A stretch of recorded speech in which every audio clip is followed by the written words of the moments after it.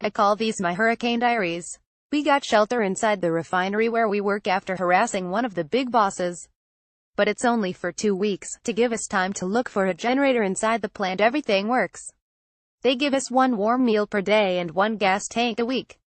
I told my partner Danny one of us has to work here always. They took our family, and because both of us work for them, they are going to have to take me out kicking and screaming the day we have to leave. Lol. We have told all of our friends to come over and grab water and ice from our fridge and wash clothes.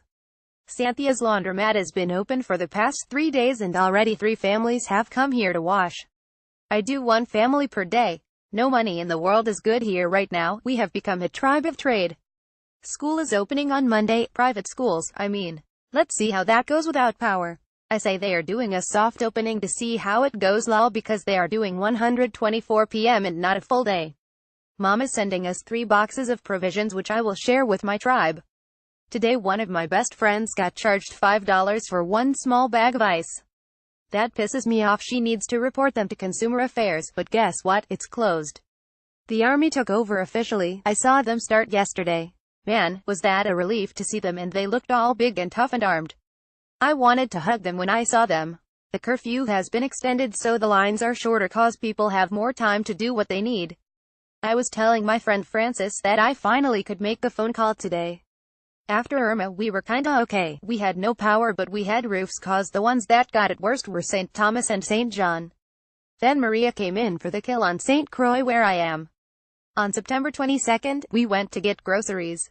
We sometimes hang out with the Arabs that own a grocery store. They let us in through the back door, so we can get first dibs.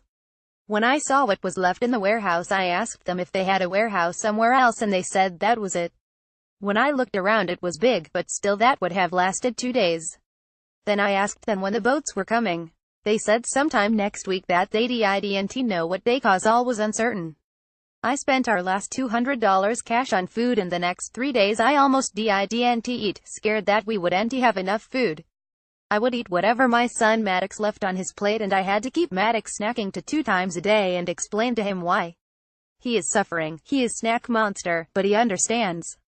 He is such an understanding human being. He also worries about other people and animals.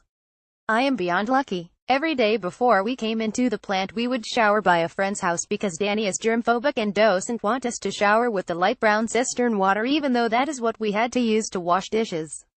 A private story I want to share, but it is also our living situation, is that if we showered in the house with the cistern water Danny would make us wash our private parts with drinking water.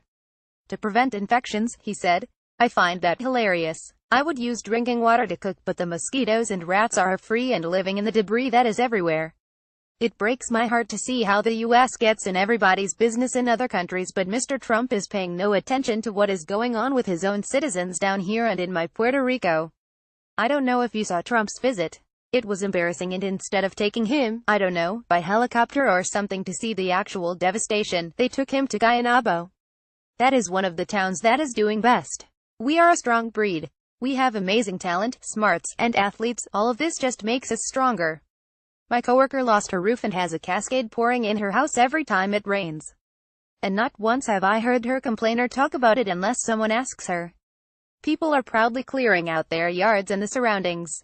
Our children will know how to handle themselves in this situations if they ever have to go through this with their families.